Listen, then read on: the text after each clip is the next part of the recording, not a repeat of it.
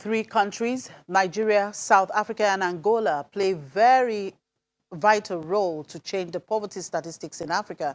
That's according to the former finance minister of Nigeria, Dr. Okonjo-Iweala, on the sidelines of the 2019 Bloomberg New Economy Forum in Beijing, China. Dr. Okonjo-Iweala also believes these countries need to put in more efforts to attract foreign direct investment into the continent. Recently, I would say about 4 weeks ago, I gave a talk at the Harvard Kennedy School, which talked about the changing face of poverty globally. And I traced the way poverty has been changing. Initially in the 1970s and so on, when Robert McNamara brought this issue of people living in absolute poverty. The face of poverty was everywhere. It was Latin America, it was Africa, it was East Asia, it was South Asia. We were all among the absolutely poor. You know, by the 1990s or so, you know, East Asia had moved out. The face was now Africa and South Asia mostly. Now we're in the 2000s, and guess what? The face is mainly that of Africa. But that need not make us despair. Actually, my talk was quite optimistic in saying that I feel that we shouldn't be defined by poverty on the continent, that we have hope, because we're already showing signs of what it takes in order to move us out. We have a very young, vibrant population. You know, 50 to 60% of our young people, our population on the continent in almost every country is below 25. That means that we can really capitalize on this to increase productivity.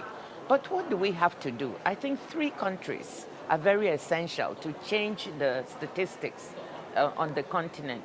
Nigeria, South Africa, and Angola are 53% or more of sub-Saharan Africa's GDP. If those 3 countries don't perform well, then the numbers for the continent don't move. So they need to really focus on trying to turbocharge their economies. Now, I mean, they need to attract more investment.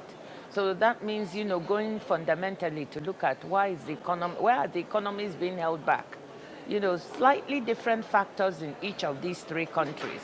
But we need to look at what do we have to do to attract more, first to attract domestic investors, to invest more. What are we doing that is not right? How is our macro stability, our monetary and fiscal policy? How do we attract our own domestic investors to put more money in the economy? Because right now, many of them are moving out. Second, then, how do you then attract more foreign direct investment? This has been falling in all of the countries I mentioned, the 3 countries. So they need to really look at what are the factors, what do they need to do. So fundamentally, those 3 countries. But the bright spot on the continent, there are about 5 or 6 countries that are among the fastest growing in the world. So you've got Cote d'Ivoire, Rwanda, you've got Senegal, you've got Tanzania, you've got Ethiopia, they're investing heavily in infrastructure, they're attracting foreign direct investment, they're supporting their SMEs, they're creating jobs. So maybe it's good to look next door. Ghana is also among them. What is your neighbor doing that you are not doing? Why are they growing at 6 or 7% and you are not? So we don't have to go too far to look for examples. Well, I've always said with regard to corruption that, look, let's not get or even accept this habit where you mention Africa and the next word is corruption. We're not going to accept that because, you know, corruption is everywhere. You know, it's a worldwide problem. You can mention so many countries where people are battling. In emerging markets, we've heard of, in the media, problems in Brazil, in Mexico, in Venezuela, in Korea, in Malaysia, I can name, these are all emerging market countries. In the West, we've heard of problems even in the Scandinavian countries where we've just had issues with money laundering in the banking sector in some of these countries. So I don't think we should accept it.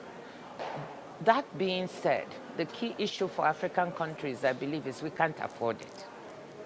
We just don't have the resources to enable us to accept $2, $100 equivalent, whatever it is, disappearing that should be providing services for poor people.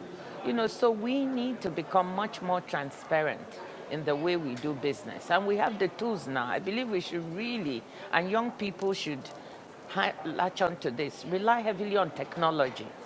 For procurement now, we should be looking at things like how do we do contracts with blockchain, which is going to make things more transparent.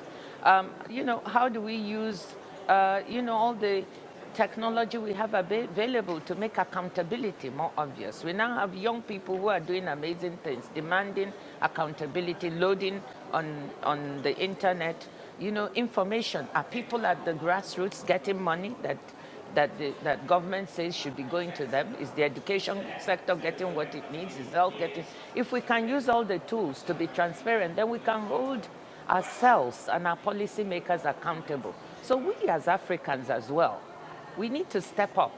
We wouldn't accept this characterization, but we also need to show the world that we are willing to do our business in a very transparent fashion.